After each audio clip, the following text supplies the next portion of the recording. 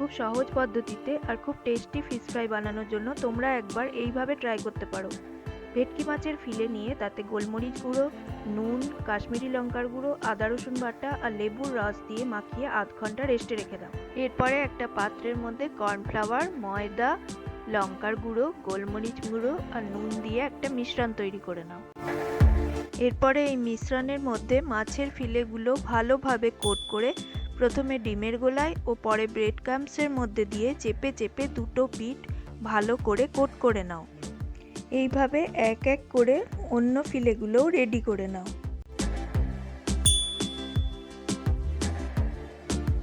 তারপর কড়াইয়ের মধ্যে তেল গরম করে লো ফ্লেমে কোট করা ফিলেগুলো দিয়ে দুটো পিঠ উল্টে পাল্টে লাল লাল করে ভেজে নিলেই তৈরি হয়ে যাবে খুবই সুস্বাদু ভেটকি মাছের ফিশ ফ্রাই।